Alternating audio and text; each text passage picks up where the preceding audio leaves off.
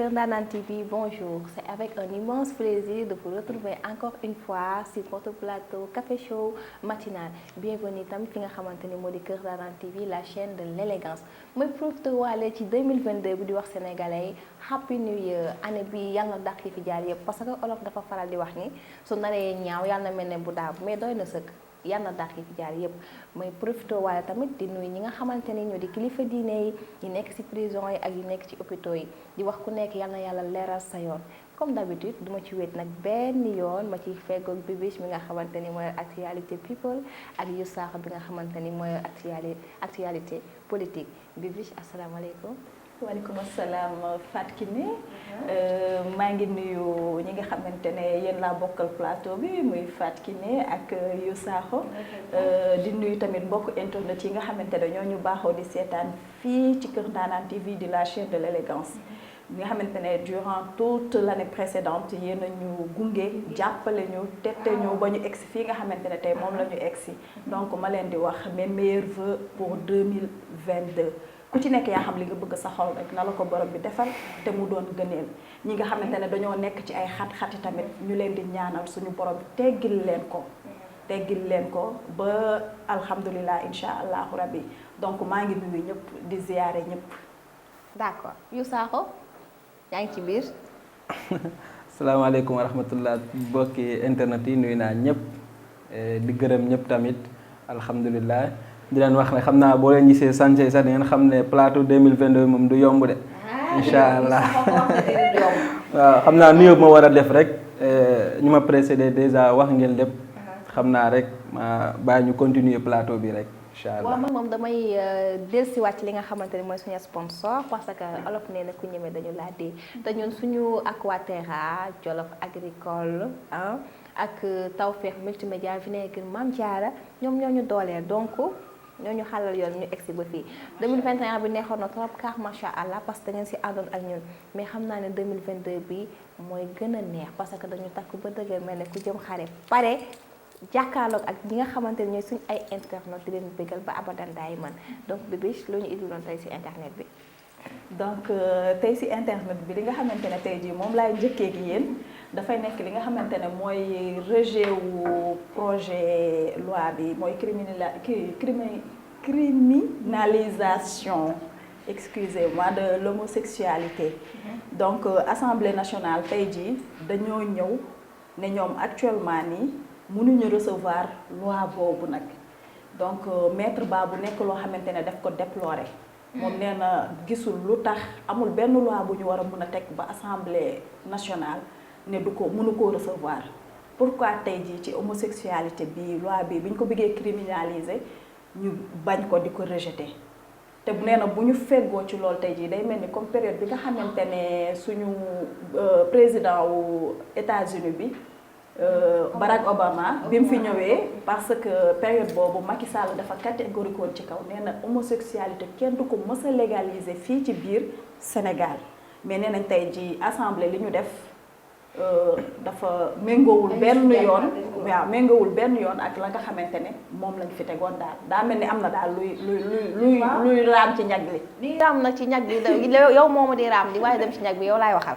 xam naa ne moom boo eggee ci ñag bi dina nekk loo xamante ne de lu metti lay doon parce que Sénégal la ñu nekk de te Sénégal gis nga ci côté boobu on ne badine pas avec gis nga homosexualité nañ ko jël teg ko ci ginnaaw àndul ak ñun jàll ci beneen point. donc buñ ci jógee li ngay wax noonu pour féddale ci loolu nga wax noonu tey jii ki nga xamante ne mooy rappeur di activiste boobu ñu koy wax Karim Xurum Xax donc actuellement nii arrêté nañ ko moom ak 8 autres personnes.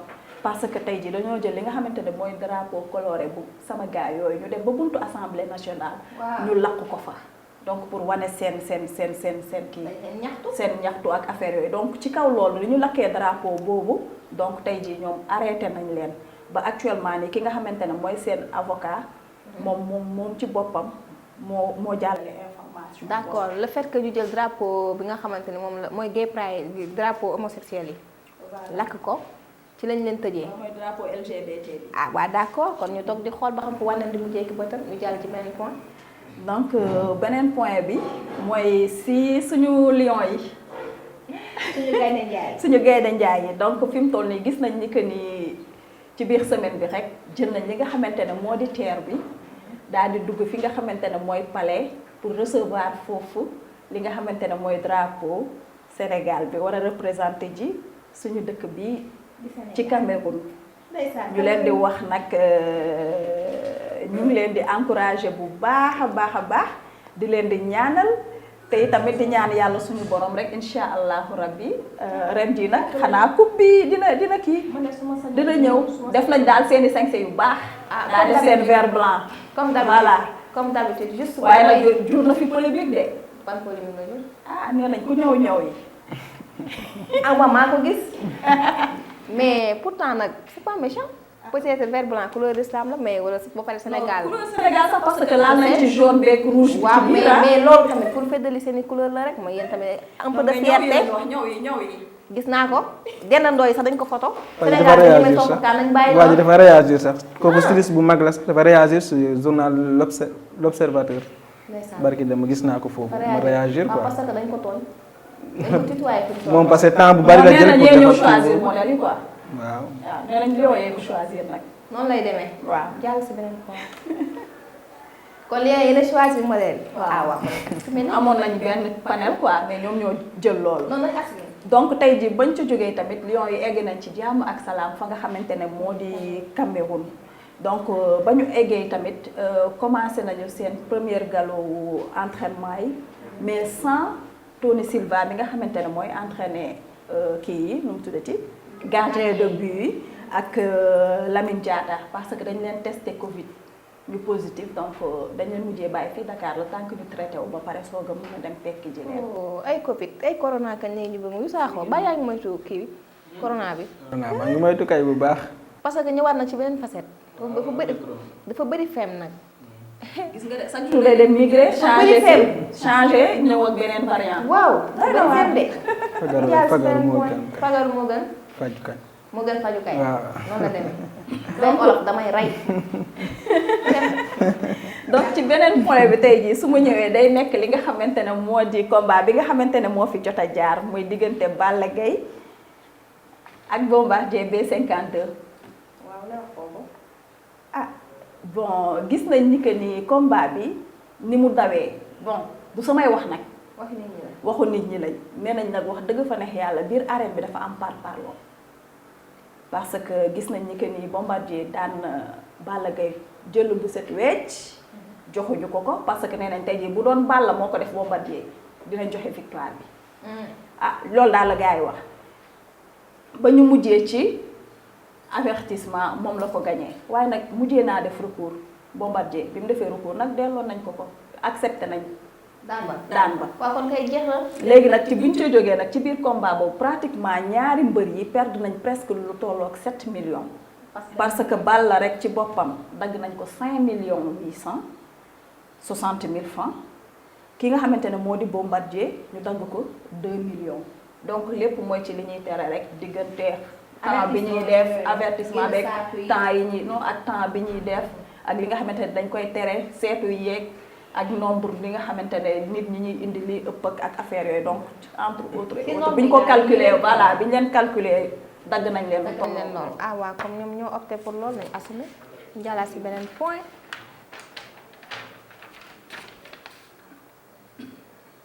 donc yeneen point yi may ñëw nag mooy doon ci biir showbiz bi people gi foofu laa ñëw ak yéen. am na événement boo xamante ne actuellement nii moom mooy def buzz bi. boobu moom buum la def mooy toj dëkk bi réseaux sociaux bi. muy ki nga xamante ne moo di Ngaaka Blindé ak Fatel Sow. voilà gis nga ni que ni Ngaaka tey jii yóbbu na waru gar pour takk ki nga xamante ne moo di Fatel Sow. fën nañ nag ci ay wéew bay ni que ni sax foofu takk nañ sëy ba donc indil na ko la nga xamante ne moo di 3 millions pour waru gar indil ko bariru or ak oto. ak yeneen yoo xamante ne sax limaale wuñ ko. sa morom góor moo def lool de. mais nag jigéen dañ koy teral nag man bañu ko lool de. jigéen dañ koy teral ku bëgg jigéen teral ko nag. nañ waxante dëgg quoi. li tax ma ko gis xam naa ko. jigéen loo ko teral rek sànni woo ko kañ. c'est ça ku bëgg jigéen nag ku ci bëgg jigéen ku ne danga koy teral jigéen boo koy teral. yow sax maa ngi lay ñaanal 2022 nga bañ ko génn voilà am nga jigéen ñooy suñu yaay. li yàlla wax ci moom rek dafa ëmb lépp. donc tey jii yéen góor ñi ku ci yor ku ne bay takk sa jabar teral ko sagal ko sigil ko ci digg ay moromam voilà ak ki mbokkam ak i nawleem jàll si beneen point. donc beneen point bi tey jii mooy li nga xamante ne divorce répétitif yi nga xamante ne ki nga xamante ne moo di Mbathio Ndiaye ak Amina Poté voilà ah xam nga gars yi nag dem nañ tey jii sax ba naan est-ce que affaire bi lu envoûtement quoi ndax du def-def parce que ni ñuy sëyeeg ni ñuy tasee dafa bari te dafa gaaw trop. mais am na ñuy wax ci ay du n'importe quoi naan ay def leen yomb ñu naan yaa xamoon nañu du ñu sëy ñu naan mën na si toog mais que tëdd ci lalam rek moo xam ne màttam xamuñu tamit li tax lan mooy causer seen divorce yi. c'est ça déjà ñu ngi leen def ñu ngi ciy xas sax naan li leen ci yóbbu mooy tey jii ñu ngi encaissé dot yu bëri yi nga xamante ne bari na buñ jógee ci tot yooyu tey jii dañuy def sañse yi nga xamante ne macha allah ci xew bi daa def seen xew yu baax ba pare buñ ci paree duñu mujjee fenn lu dul ci tas. mais nag wax dëgg fa neex yàlla tamit bon comme ni nga ko waxee noonu tey jii ñun mënuñu nekk fii pour juger ñoom ñoo xam la ñuy dund ci seen néegu sëy voilà non donc nous on n'est pas là pour juger qui que ce soit voilà carrément. beneen point. beneen bi nag mooy bi nga xamante ne moom c'est le sommet boobu moom man damay ree bay bëgg a kon dee nañu bay bëgg a dee kay boobu mu ngi xewee ci biir terre bi ñamu mbaam bi këpp ci biir terre bi dañu rek. non boobu moom mënuma ko muñ apparemment sax waa ji après bon muñ nañ ko interviewé mais franchement li muy expliqué nee na affaire bi sax du ñamul mbaam moom day daan dooleem nee na ba mu jotee sax consigne yi tey jii moom ci jëm boppam dafa waxoon ni que ni comme que noonu la demee terre bi du pour moom kon biñ ne ku takk ak affaire yi wala ku yor yenn bagage doo ci dugg dafa waxoon ay copains am carrément kon ah terre bi de man de du pour man ndax man saa yu may dem maa ngi samay bagage samay siwo ak affaire yooyu donc waruma cee dugg copain ne ko ah yow affaire yi da nga koy defar ba mu baax te da nga koy ubbi jarul ngay kii tey rek la kaa ñu dugg rek ñu découvrir donc tey jii moom loolu ñooñu moo tax voilà ba ñu mujjee dugg nee na moom nag tey jii ñam yooyu port la koy jëlee bu ko jëlee biir port xontu la koy def day yar ay xar ak ay ganaar léegi moom la leen di xonte quoi da ciy daan dooleem rek nee na nag tey jii nattu daal moo ko ci dab mais moom génne woon na ci boppam sax dañ ko cee dugal. voilà ba loolu dal ko ci ñu dugal ko si far yàlla ndogal fekk ko ci. voilà fu ne la lay fekkee ku ne Sénégalais rek version bu ne ngay dégg.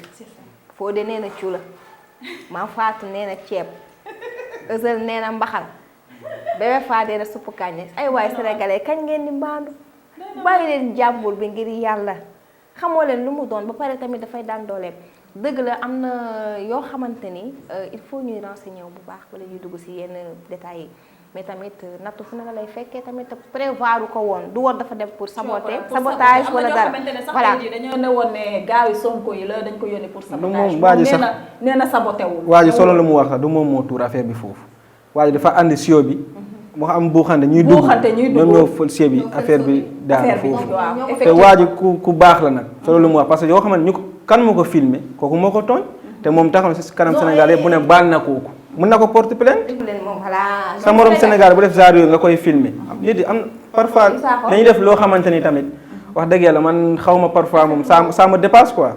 non dañoo xamul li leen ci mën a fekk parce que nit day tollu fenn vie privée la nga di ko filmer kooku bu la porter plainte tey jii yow nga am problème xam ngeen benn affaire moo war a leer si nopp sénégalais yi nga réseaux sociaux du pour yàq nit mën nga ci jàng mën nga ci jàngale mais imaginer nit def dara man ne bu may dox si mbedd nit ne ma ki ne lii dama naan faites très attention parce que fi ñu nekk nii ñu ngi au milieu de nulle part te ku nekk mën nañu jël parce que sénégalais léegi loolu lañu def buzz lu ñu gis filmer ko bu ñu demee géej sa nit ka da lab dañu naan ma ngay lab ko sobe ba mu dee ki nga xamante ne dafay jouer dafay bàyyi bakkanu jàmbur di rot ci réseaux sociaux kon kooku du bañ a siiwal nit nañu conscient ci li nga xamante ni moo di réseaux sociaux mën nga ci jàng mën nga ci jàngale mais pas pour yàq ci nit encore une fois bébé donc bi ma koy tëjee nag moom mooy suñu papa yu Bercy bi gis nañ ni que ni defati na mëninam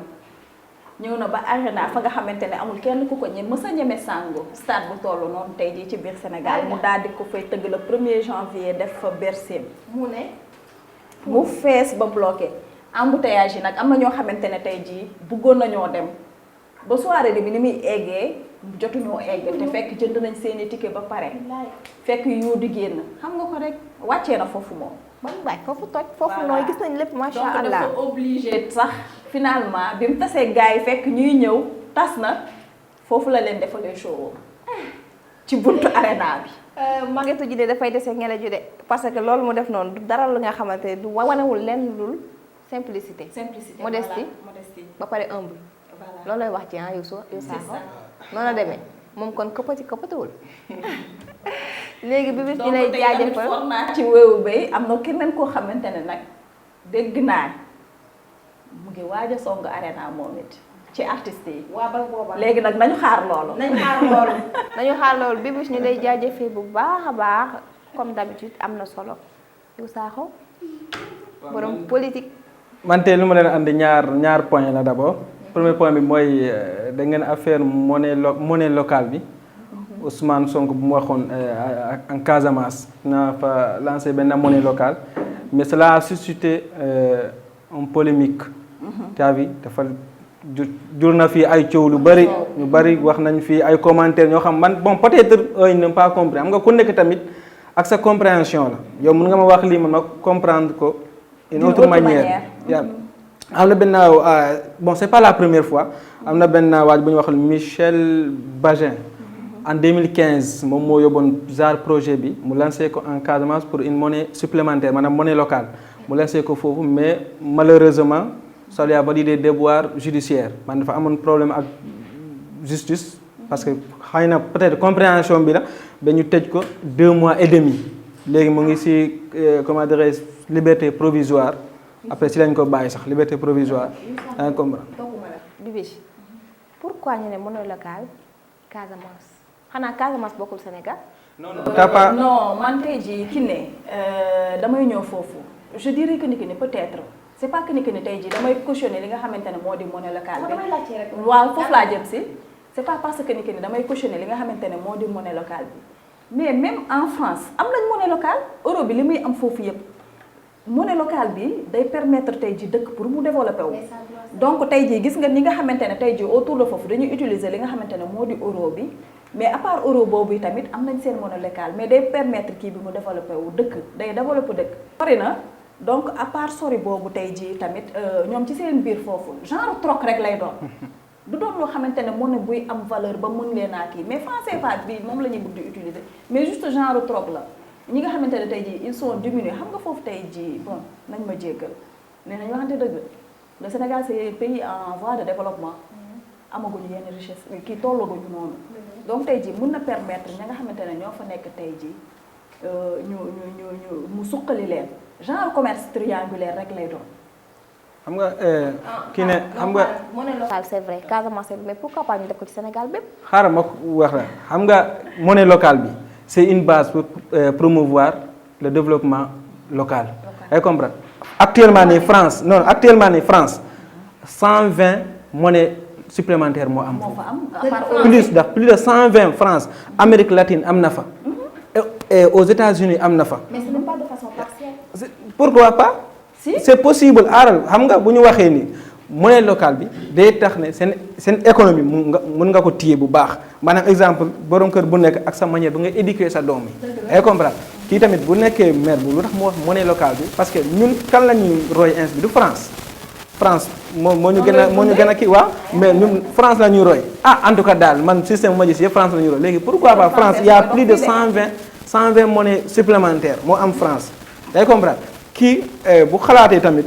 Sonko bu xalaatee tamit mu andi projet bi dañ ko war a déglu nag mu expliquer mais selon lu ma dégg voilà ku nekk am nga loo war a wax ci loo indi rek voilà ku nekk ak sa explication la mais lii nii ñuy waxtaanee fii il faut ñu waxtaan man instant yi nii je suis pas contre ni pour mais je me suis juste posé la question pourquoi pas cette monnaie locale se limite strictement en Casamance. C'est ça la question. loolu laa wax nii day permettre day non seulement day foo côté boobu day développer maanaam da ngeen mën a téye seen économie mais loolu ça ne veut pas dire que damay séparer comment dire Casamance ak Sénégal loolu c'est impossible kenn mënu ko kii benn bopp la rek même famille la yaa ngi comprendre voilà di faral di wax nañ toog di xaar yàlla baax na. non loolu bu ma la xam nga lu ma la wax mais monnaie locale bi moom loolu pour commune bi la maanaam commune maanaam da ngay ressemble Kolda Sédhiou Ziguinchor parce que quand on dit Casamance naturelle c'est une région naturelle ça englobe 3 régions. Ziguinchor Kolda moo tax ñu bari bu ñu nekkee fii nga leen Casamance dañuy foog ne Casamance benn village la ñu bari comprendre ñu loolu parce que man gis naa ñu bari non yow mais gis naa ñu bari ñoo xamante ne xamuñu sa dara ka boo ne Casamance ñu ne hii Casamance nii alors que Casamance 3 régions la benn jour mënoo ko daw 3 régions la te Ziguinchor kese ñaata kilomètre la Kafountine ba ngay génne si côté comment dire Cap Skirring yow loolu kese ñaata kilomètre la comprendre moo tax nag bu Ousmane Sonko bu waxee monnaie locale bi dañ ko war a déglu mu expliquer mais jox na sax explication. D'accord donc voilà Ousmane Sonko mu wax monnaie locale bi. mu expliquer voilà ñu xam. voilà jéem ci convaincre tamit man moom il faut ñu convaincre moom. en tout cas daal il nous a déjà convaincu hein. Selon les explications mu joxee moom c'est convaincant nag. ok d'accord ah ah man da xam nga keroog dama ne xanaa booy Macky nga. wax naa man c'est que man actualité bu ne man wax naa si apolitique man actualité bu ñëwee damay décortiquer décrypter le message selon ma compréhension nag damay analyser le message léegi yow parfois nag ma ne xanaa booy Macky nga ba léegi suñu bari suñu koy noonu la ñu wooye ah yow moo tax ñu ne la booy Macky nga ay comprendre noonu moo tax mag damay décrypter le message selon ma compréhension ok beneen partie mooy ouverture campagne bi dafa commencer te aussi politiciens yu bëri dañuy comment dire sax dañuy jël jeunes yi yoo xamante ni di leen inciter si loolu te normalement jeunes yi boo xam ne man jeunes yi bëri ñu ngi si sama parti exemple jeunes yi bëri dañ man la àndal xanaa dañ leen woo ñu def élection apaisée dem si dal ñu bañ a yàqu dara voilà man loolu laa foog surtout ni campagne bi tey la commencé yaa comprendre voilà loolu laa am lu may wax quoi. benn message boo lancé daal. que bu ñu def campagne. waaw message bi may lancé rek mooy def on tend vers une élection apaisée man de loolu laa souhaité na te xam naa ñëpp loolu la ñu souhaité tamit. voilà ñëpp loolu la ñu souhaité tamit pour élection buy ñëw ni ñu dem si jàmm. ak salaam.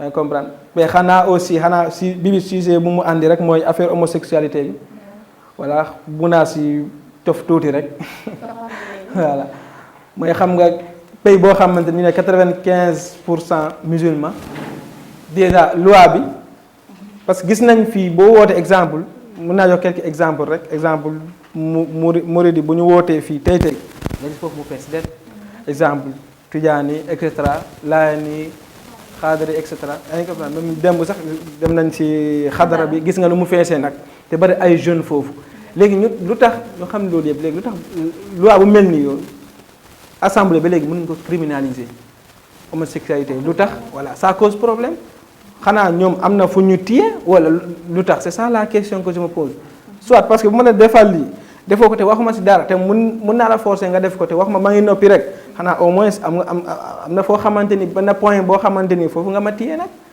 c'est ça le problème c'est ça la question que je me pose nag te loolu moom jar nañu ci xuus.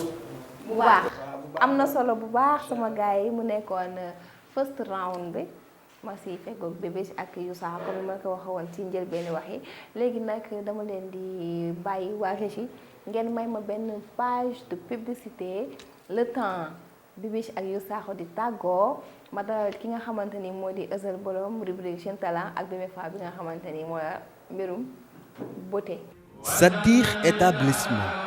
Sadikh établissement moo leen indil vinaigre Mame Diarra di vinaigre bu set te sell ñu koy defaree fii ci suñum réew vinaigre Mame Diarra am na vinaigre blanc ak vinaigre coloré ngir jàppale jigéen ñi ci seen waañ vinaigre Mame Diarra am na bouteille bu mag bouteille bu yem ak bouteille bu ndaw yemul ci loolu mu indil leen ay microdoses adaptées à la bourse ménagère di ay sachet yu yem yu mën a sàppali seen cin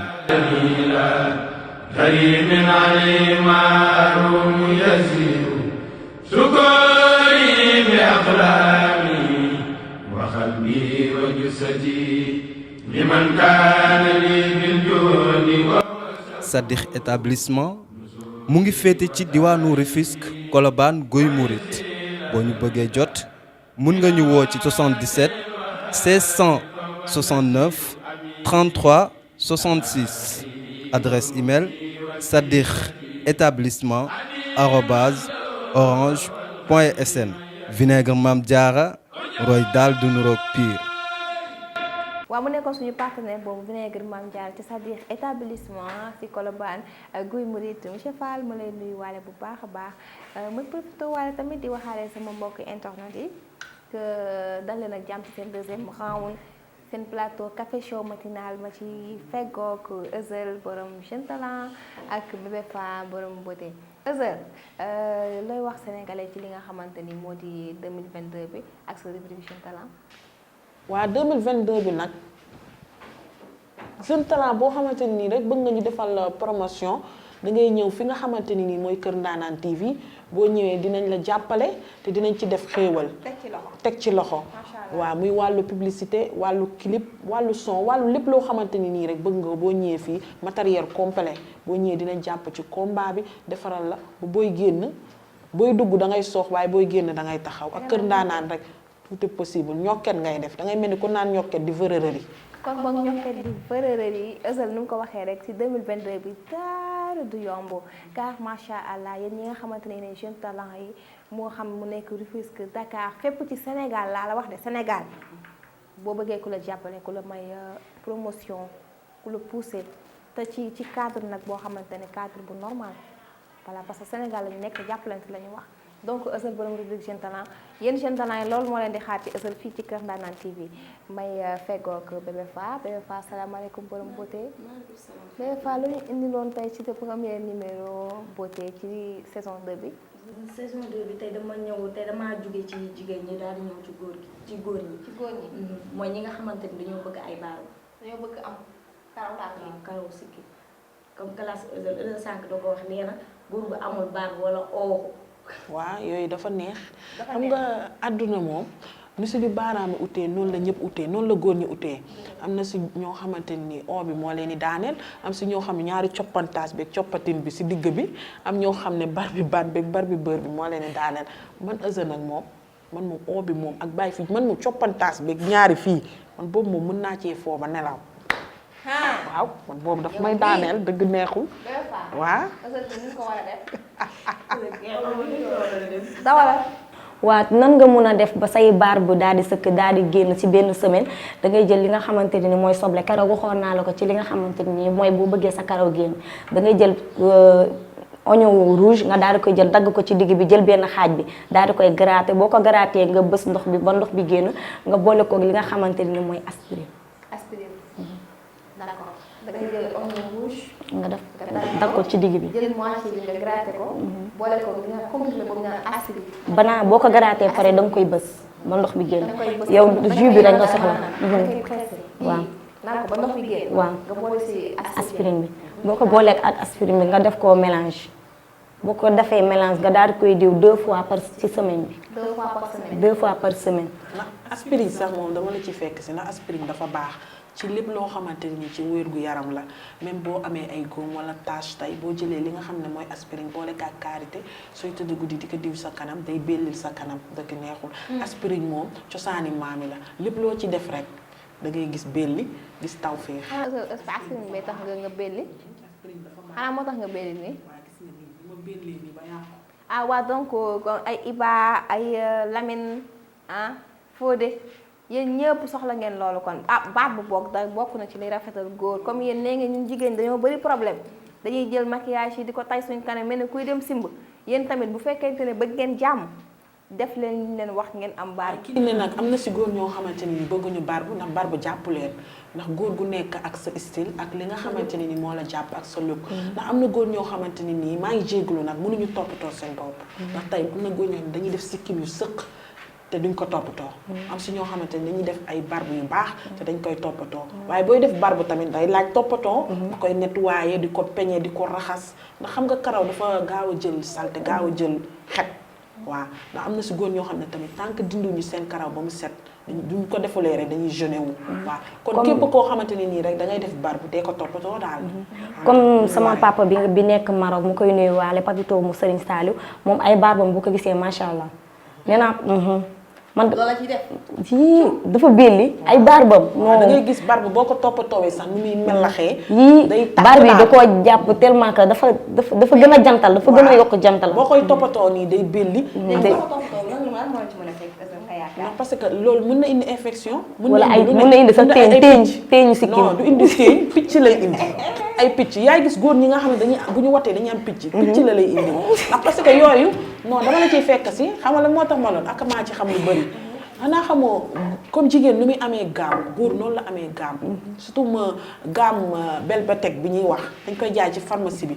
loolu pour góor la spécial pour say sikkim pour say poqatalaan pour say yeneen ak yeneen. ndax jigéen fu mu war a nettoyer boppam góor tamit dafa war a nettoyer boppam. defar say sikkim bi muy belli ndax parce que jigéen tamit bu lay jege tamit di sentir ci yow lu neex xam nga loolu tamit lu neex boobu day indi amour. day tax jigéen di gën a bëggante waaw di gën a belli ndax nee na jigéen kan la gën a mën a nopp mooy góor gu set. góor gu tubaab jigéen da lay bëgg. même boo rafetul sax ngay toppatoo sa bopp. d'accord waaw jigéen waaw. d'accord Bébé Fall léegi dama lay bàyyi nga nuyoo am na solo nag kàddu yi góor ñi nga xamante ne da ngeen bëgg am barbe bu sëq waa nekk en bonne santé jël leen li leen Bébé Fall wax borom beauté Bébé Fall ñu bàyyi la nga tàggatoo.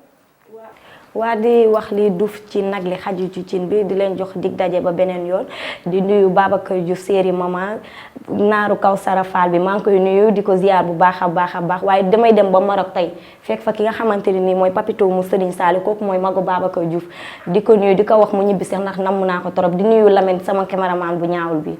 man dama daal dégg Babacar maa ngi lay nuyu sama papa ju baax waaye tey dañ ci yokk chéri maman lu xew lu ma yëgul woon. waaw Babacar dafa takk jabar ndax dafa demoon xam nga keroog danga ne sax danga mere Babacar ndax dafa demoon waxtaanee rek ñi daal di koy may jabar. waaw mujj nañ ko may jabar. yàlla na sëy bi barkeel. amiin di wax na Pape Socé na takk jabar moom boo waxee mu ne damay xaar nee na tubaab la ñu bëgg a indi ndax bëggul indi jabar joo xamante ni day bale ak fomp bëggul loolu. waa maa ngi nuyu ñi nga xamante ni ñoo jàkkaarloo ñun di ñu seetaan di nuyu ki nga xamante ni mooy sama papa ak sama yaay di nuyu ñi nga xamante ni mooy groupe Ezel Family di nuyu képp koo xamante ni nii rek yaa ngi seetaan Ezel di bëgg Ezel di wax ne nag jeune talent yi xaar leen ma ci café show te xam ne Ezel képp koo xamante ni nii rek jeune talent nga da nga yëngu ci wàllu art bongo rap tout xaaral Ezel te xam ne mu ngi ñëw na yore xiir gi di la vurit di la varaj xaar leen ma nag ci Kër Ndaanaan tout est possible. macha allah plaisir ak mbégte ak contentement la ñu amoon tey dalal leen ci seen plateau café show matinal ñuy remercier suñu PDG suñu équipe bu Kër Ndaanaan équipe technique bi Lamine Iba ak képp koo xamante ne yaa ngi ñëw Kër Ndaanaan ñu fi dajee dama faral di ko wax Kër Ndaanaan fii famille la ñun dañu bëggante su suñu biir te dara xewul donc chers internautes ma leen di dox dig daje ba prochaine fois ci seen beneen numéro café show matinal. À la prochaine.